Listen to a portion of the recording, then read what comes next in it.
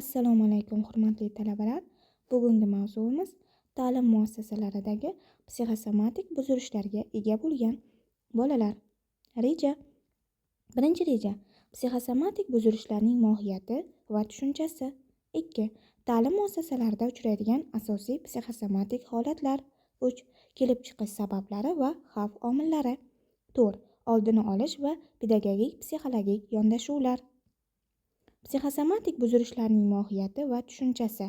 Psixosomatik buzilishlar bu ruhiy holat, psixika bilan tana o'rtasidagi murakkab bog'liqlik natijasida paydo bo'ladigan kasalliklar yoki simptomlardir. Psixo so'zi ruhiy jarayonlarni, somatik esa jismoniy jarayonlarni bildiradi. Shu bilan psixosomatik buzilishlar ruhiy stress, ichki taranglik, qo'rquv, xavotir, asabiylik va boshqa psixologik omillarning jismoniy organizmga ta'siri natijasida yuzaga keladi. Bolalarda psixosomatik buzilishlarning xususiyatlari somatik belgilar bilan namoyon bo'ladi. Bosh og'rig'i, qorinning og'rishi, ko'ngil aynishi, yurak tez urishi, terlash, uyqu buzilishi, allergik reaksiyalar. Organik kasalliklar bilan bog'liq emas. Tekshiruvlarda ko'pincha jiddiy fiziologik sabab topilmaydi. Psixologik sabablar bilan bog'liq: stress, oilaviy muammolar, do'stlar bilan munosabatdagi ziddiyatlar, maktabdagi o'qish bosimi, baholar va tanqidlar, davomiyligi uzoq muddat ichida qaytarilish yoki kuchayish ehtimoli mavjud. Kelib chiqish mexanizmi: stress yoki ichki konfliktlar markaziy nerv tizimi va gormonal tizim faoliyatiga ta'sir qiladi. Bu esa yurak urishi, oshqozon-ichak trakti, immun tizim, teri bezlari va boshqa organlarda fiziologik o'zgarishlarni keltirib chiqaradi. Psixosomatik buzilishlarning ahamiyati: bolaning sog'lom rivojlanishiga to'sqinlik qiladi, o'quv jarayonidagi motivatsiya va e'tiborni pasaytiradi, oilaviy va ijtimoiy munosabatlarga salbiy ta'sir ko'rsatishi mumkin. Erta aniqlanmasa, ruhiy va jismoniy rivojlanishga uzoq muddatli zarar yetkazadi. Somatik shikoyatlar ko'pincha bolalarda psixosomatik buzilishlarni jismoniy belgilar orqali namoyon qiladi. Bular bosh og'rig'i, qorin og'rig'i va ko'ngil aynishi, yurak urishi tezlashishi, nafas qisishi, uyqu buzilishi, teri bezlarining faoliyati buzilishi. Emotsional va ruhiy o'zgarishlar. Psixosomatik buzilishlar ko'pincha ruhiy holatlar bilan bog'liq. Asabiylashuv, tez xafa bo'lish, qo'rquv va xavotirning kuchayishi, yangi muhit, yangi sinf yoki imtihonlar paytida motivatsiya pasayishi, darsga qiziqish yo'qoladi, o'qishga bo'lgan e'tibor kamayadi, o'ziga bo'lgan ishonchsizlik va uyatchanlik ijtimoiy muhitdagi stressdan kelib chiqadi. Xulqiy o'zgarishlar.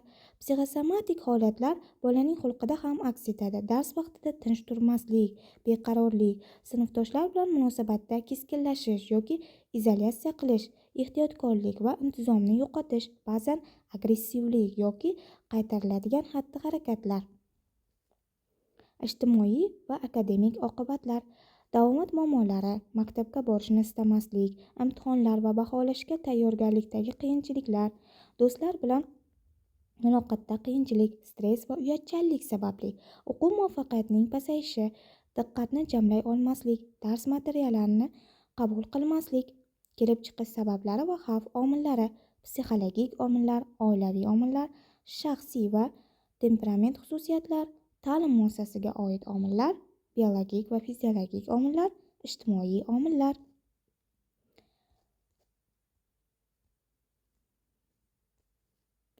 Oldini olish va pedagogik psixologik yondashuvlar.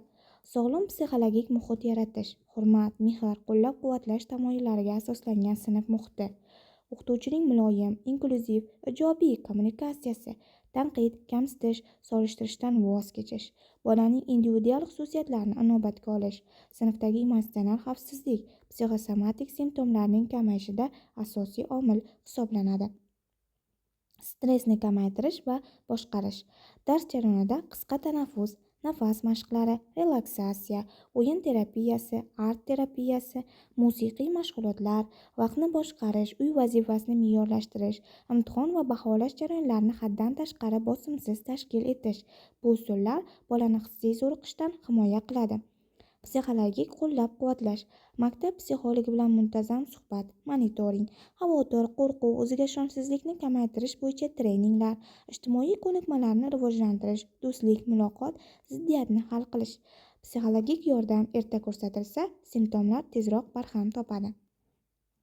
Ota-onalar bilan hamkorlik, oiladagi emotsional muhit haqida suhbatlar, psixoedukatsiya, stress, xavotir va somatik shikoyatlar haqida ma'lumot berish, haddan tashqari talabchanlik, solishtirish, qo'rquv bilan tarbiyadan voz kechish. Uyda tinchlik, muloqot, e'tibor, qo'llab-quvvatlashni kuchaytirish. Bola maktab va uyda bir xil ijobiy yondashuvni his qilishi kerak. Pedagogik individual yondashuv. O'quv yuklamasini bolaga moslashtirish. Differensial dars metodlari, STEM, guruh ishlari, o'yinli ta'lim. Motivatsiyani oshiruvchi usullar, rag'bat, maqtov, kichik muvaffaqiyatlarni qadrlash. Bu bolaning o'qishga ijobiy munosabatini shakllantiradi. Tibbiy psixologik hamkorlik, shifokor, psixolog, pedagog va ota-onaning birgalikda ishlashi. Simptomlar takrorlansa, nevrologik, gastroenterologik yoki psixoterapevtga yo'naltirish. Somatik sabab bo'lmasa, psixologik terapiya boshlash. Bu tizimli yondashuvni ta'minlaydi.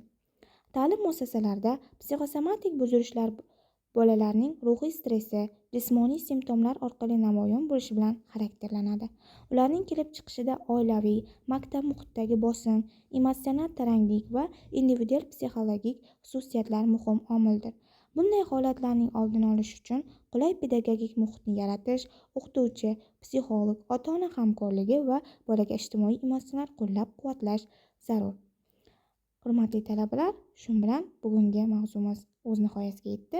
E'tiboringiz uchun rahmat.